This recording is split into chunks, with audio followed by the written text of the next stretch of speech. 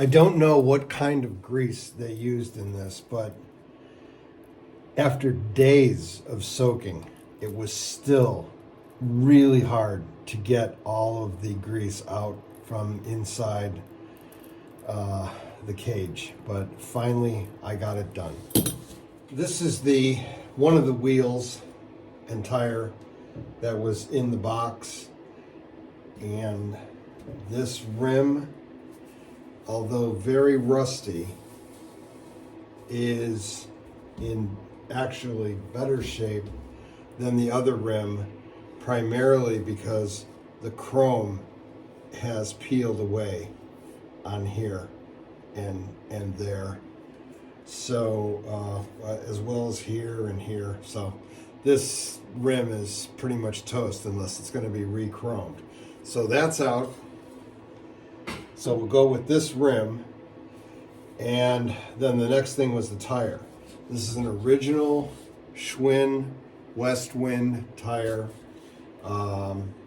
for it says fits S7, 20 by 1 3/4, fits S7 Schwinn tubular rim.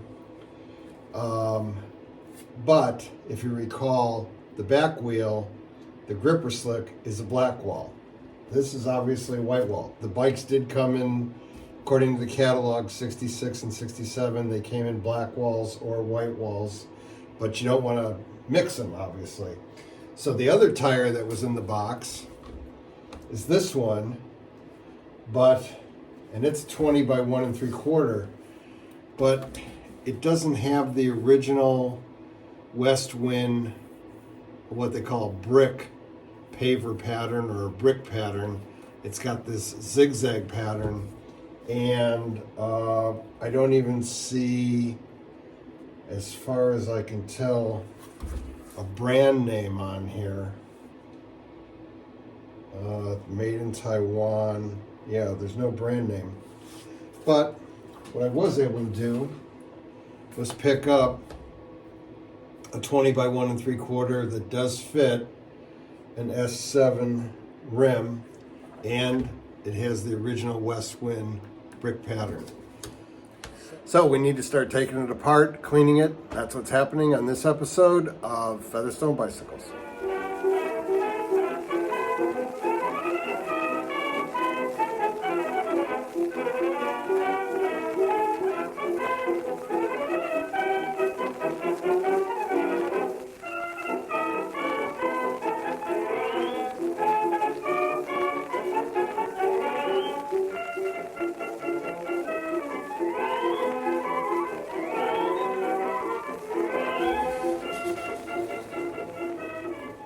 Get the air out of here. This was the inner tube that came in the box, so I did fill it up to test the integrity of the inner tube, and it's been holding air for weeks, so that's good.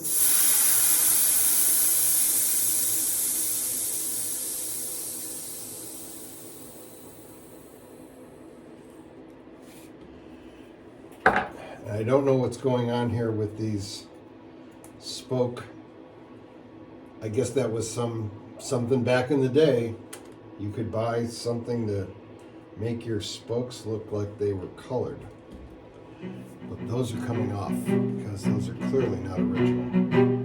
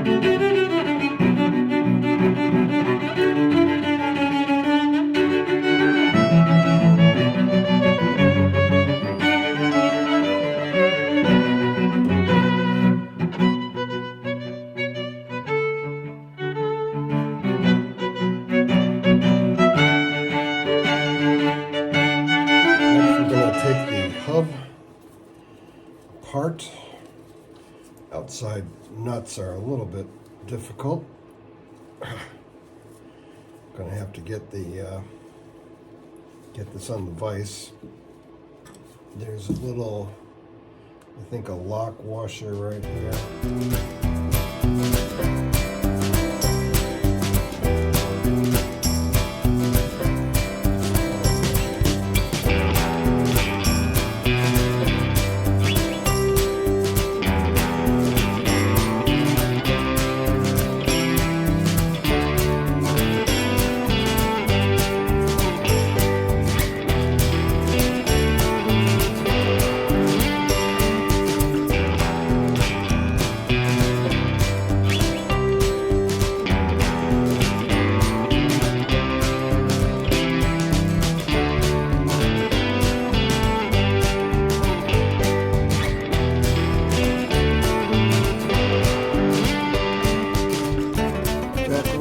Bench. I wanted to get over here because I didn't want the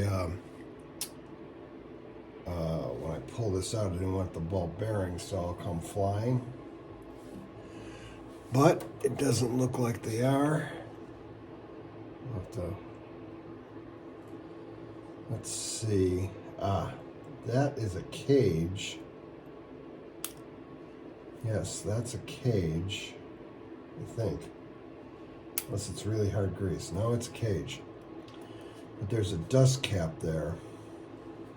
Let's see now if this one can come off. This is going to have to go back on the vise, I think, to get that cone nut off. But to get this cage out, not the cage, the dust cap,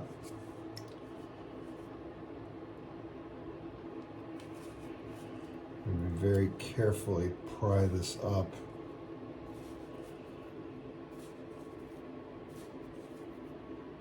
If I can, just because I don't want to damage it. There it goes.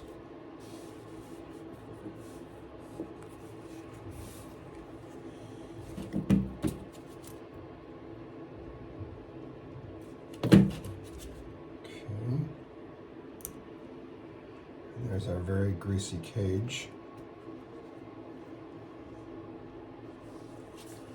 And we'll do the same for the other side.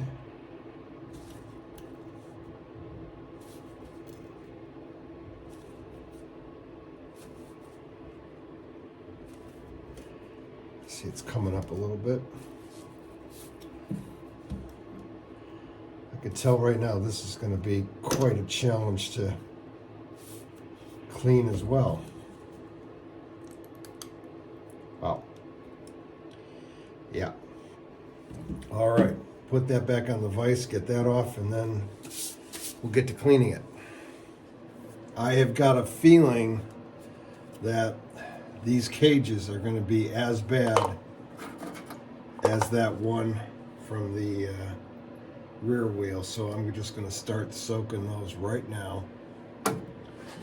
And we'll get to work on the other pieces here.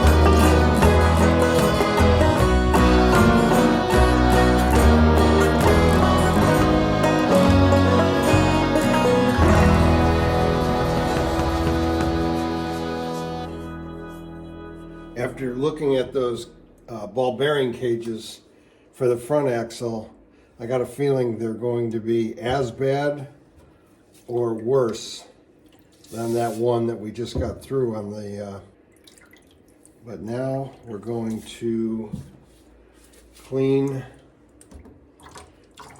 up this rim.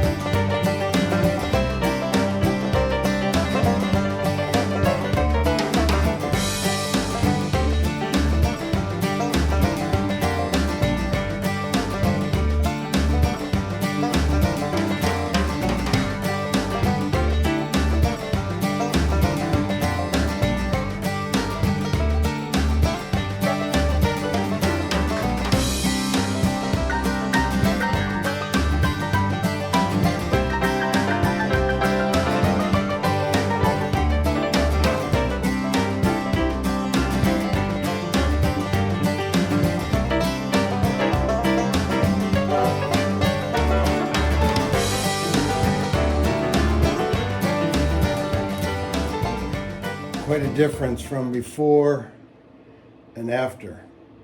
In fact, there was so much rust on it before you couldn't even read where it says Schwinn tubular S7. I don't know if that's coming through on the camera or not, but yeah, it's in good shape.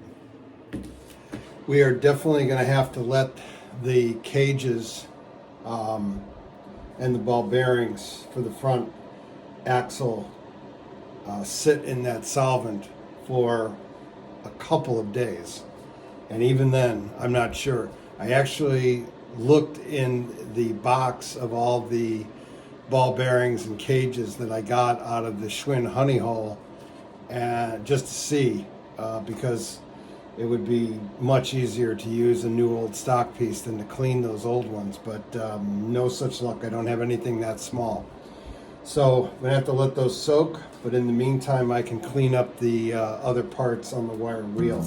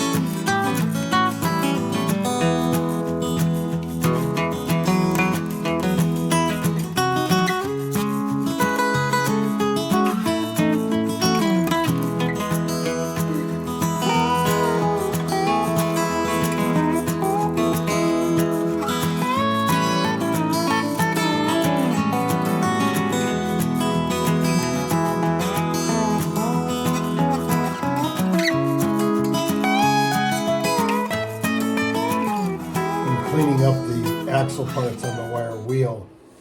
We had our outside nuts, and then our washers, and then our cone nuts, and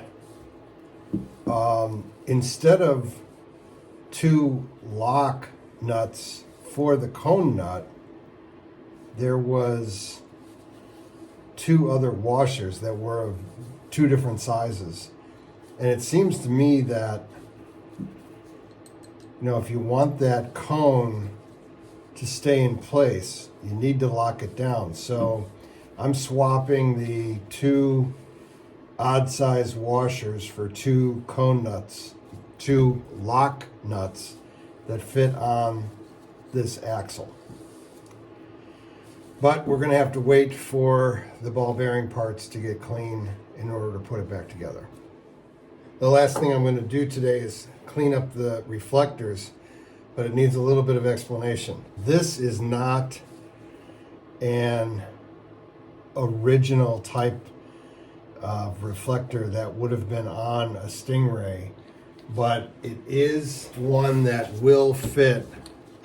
It is the same size. The originals, to my understanding, were what they called a pie, which meant it was had 6 sections sort of defined in it. This obviously is not like that, but it's the same size diameter. It will fit. It will work. The only thing I'm missing is a bracket that this screws into, and then it has sides that come up that screw into the holes here on the seat and the bar. And they do sell reproductions of that fairly cheap on eBay, so I've got one of those on order. According to the catalog, and there was no front reflector because the basket was in the front. The only reflector it had was the back. There were no, according to the catalog, no wheel reflectors, but these are new old stock. They don't need to be cleaned because they are new. However, I do have one little piece of hardware. The bolt and the nut were good on one of them, and I only had a bolt and not a nut. So I pulled one off of one I got from the honey hole, and I just need to clean that up. But in the meantime, I will have to clean this up.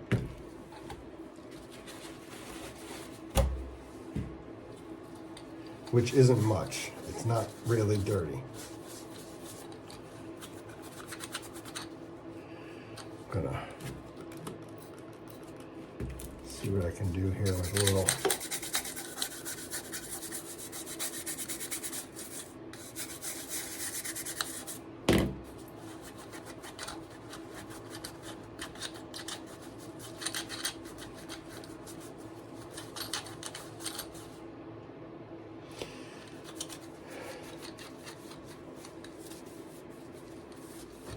That's going to do it for this episode. Thanks for sticking with me, and I hope to see you next time on Featherstone Bicycles.